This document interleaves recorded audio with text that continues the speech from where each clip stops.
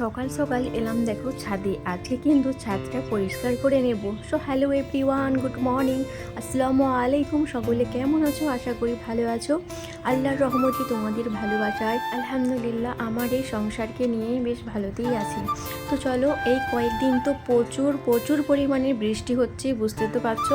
আর আজকের দিনটা যদিও সকাল থেকেই বৃষ্টি হয়নি, রৌদ্র করেছে মানে হালকা হালকা। এখন যদিও প্রচুর মানে অনেকটাই সকাল আর কি। আমি ঘুম থেকে উঠেছি প্রায় 5টা 16-তে ঘুম থেকে উঠেছি, এই কারণে আজকে এই যে ছাদটাকে পরিষ্কার করব বলে। তো আগে দেখো খুব সুন্দর করে ছাদটাকে পরিষ্কার করে নিলাম। তারপরে যে ভিজে জামা কাপড়গুলো ছিল ওইগুলোকে এখন দেখো মেলে দিচ্ছি। এখন হাওয়া দিচ্ছে, যদিও সকালটা এখন অনেকই দেখছো তো, মানে 5টা 16-17 মানে খুব একটা সকালটা, আর রোদ তো তখন পাবোই না। বেলা করে যদিও সারা দিনটাই রোদ হয়েছিল, বৃষ্টি কিন্তু হয়নি। তো যাই হোক চলো, এই যে এতগুলো জামা কাপড় সব ভিজেছিল, তো জামা কাপড়গুলো আজকে সব রোদে শুকনো করে নিলাম। আর ছাদটাকেও খুব সুন্দর করে দেখো পরিষ্কার করে নিলাম। অনেক কিন্তু বাঁশ বাতা অনেক কিছুই ছিল, ওইগুলোকে এক সাইডে করে নিলাম। আর এই যে কাজ হয়েছিল ওই কারণে প্রচুর বালি ধুলো মানে চারিদিকে ছড়িয়ে ছিটিয়েছিল, ওইগুলোকে পরিষ্কার করে নিলাম। পরিষ্কার করলাম, ফ্রেশ হলাম, তারপরে দেখো নিচে এলাম। নিচে এসে আর এই যে আমার ছোট্ট রান্নাঘরটাকে খুব সুন্দর করে আমি গুছিয়ে নিলাম। পরিষ্কার পরিপাটি করে রাখতে কার না ভালো লাগে বলো? রান্নাঘরে যদি একটু সময় দেওয়া হয় খুব সুন্দরই দেখবে পরিষ্কার করতে পারবেন। আর এই যে আধা ঘন্টার মতো লাগলো আমার ছোট্ট শখের রান্নাঘরটাকে পরিষ্কার করে নিলাম। আর এই যে এতগুলো বাসন ছিল, বাসন কোসনগুলোকে মেজে নিলাম। আর এই যে দেখছো কড়ার মধ্যে তেল, এই তেলটাকে কিন্তু কৌটোর মধ্যে ঢেলে নেব, তারপরে ভালো করে মেজে নেব। তো এই যে পরিষ্কার করলাম। তারপর এখনও রান্নাবান্না কোনো কিছুই মানে ডিসাইড করিনি কী হবে না হবে, তো দেখা যাক কী কী রান্না করি। যদিও ছেলেদের আজকে ডিমান্ড আছে, আম্মাজি আছে কিন্তু পাস্তা বানাবে। তো এই যে পাস্তা নিয়ে চলে এসেছে। আজকে করব সকালের ব্রেকফাস্টে থাকবে হচ্ছে গিয়ে পাস্তা। যদিও তোমাদের দাদাভাই আমি খাবো না, ছেলেদের জন্যই রান্না করব, তার জন্য ছেলেরাই খাবে আর ওদের জন্যই রান্না করব আর স্কুলে নিয়ে যাবে।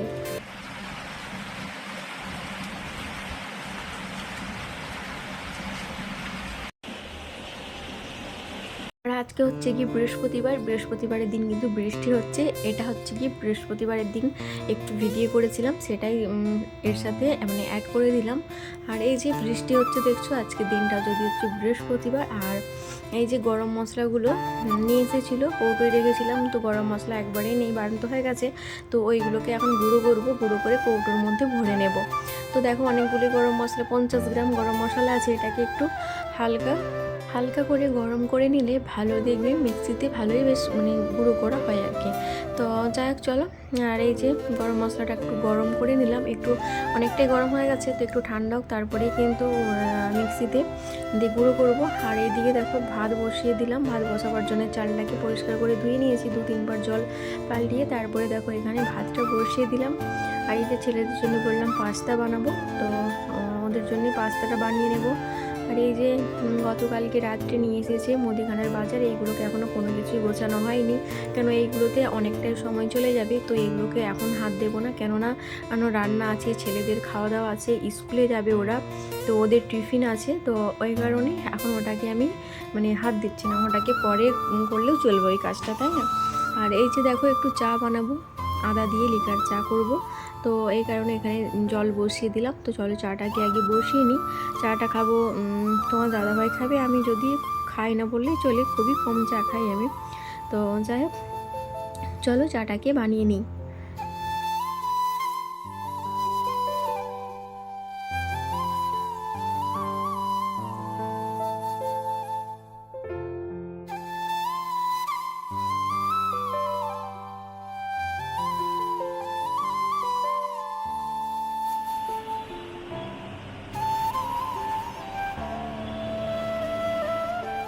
তো এই যে বললাম ছেলেদের জন্য পাস্তা রান্না করব, ওরা স্কুলে টিফিনে নিয়ে যাবে আর এখন সকালে খাবে। তো চলো এখন একটু পাস্তা রান্না করে নিই। তো এখন ছেলেরা কোনো কিছু এখনও খায়নি, বললো আম্মা যে আমি একটু দেরি করে খাবো। দুই ছেলে একটু এখন খাবে না বললে একটু দেরি করে খাবে। তো এই যে এখন একটু বেশি করে রান্নাটা করে নিই চলো। তো তো এই যে পাস্তা রান্না করার জন্যে বেশ খানিকটা জল গরম হতে দিয়েছিলাম। আর জলের মধ্যে কিন্তু কোনো রকম লবণ টবণ কোনো কিছুই আমি দিইনি, কেননা পাস্তা মশলাতেই কিন্তু লবণ সব কিছুই দেওয়া থাকে। ওটা দিলেই কিন্তু হয়ে যায়, কোনো কিছু লাগে না আর। তো এই যে পাস্তাটাকে ভালো করে সিদ্ধ করে নেব, তারপরে জল ঝরিয়ে আর পাস্তার মধ্যে দিয়েছিলাম। আর ছেলেরা বলেছিল আম্মা যে একটু আলু দিও পাস্তার মধ্যে, তো এই যে আলু দিয়েছিলাম। আলু আর কোনো কিছুই দেওয়া হয়নি, শুধু একটু আলু দিয়েছিলাম। আর মশলার মধ্যে দিয়েছিলাম পাস্তা মশলা দিয়েছিলাম, আর একটু দেব সস। তো সস দিয়ে রান্নাটা করেছিলাম। এতে অনেক কিছু দেওয়া যায়, যে যেমন করে রান্না করতে পারে, কিন্তু ছেলেরা এত কিছু খাবে না। ওরা বললো এটাই দেবে আর কোনো কিছু দেবে না, তো ওরা খেতে যায় না কোনো কিছু দিলে। তো সিম্পলভাবেই রান্না করলাম একবারে। তো তেমন কোনো কিছু মশলা বলো কোনো কিছুই আমি অ্যাড করিনি। তো যে যেমনভাবে খেতে চায়, মানে খাবার চাহিদার ওপরে কিন্তু রান্না, তাই না? আর এই যে সস দিয়ে নিলাম, দিয়ে ভালো করে চলো মিক্স করে নিই, তারপরে ছেলেদেরকে খেতে দেবো।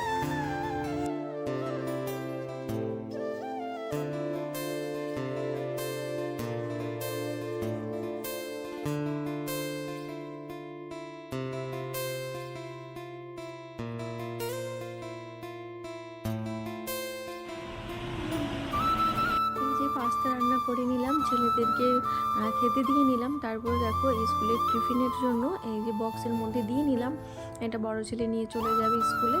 তো এই যে স্কুলের টিফিনও রেডি। তারপরে দেখো যে বলেছিলাম মুদিখানার বাজারগুলো আছে, ওইগুলোকে এখনও কৌটোয় ভরতে হবে।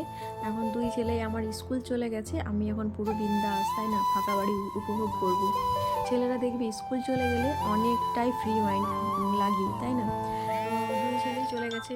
দুই ছেলে চলে গেল স্কুলে। আর এখন আমার রান্নাটাও ভাত অলমোস্ট হয়ে গেছে। আর কি রান্না করি দেখা যাক, কী রান্না করি।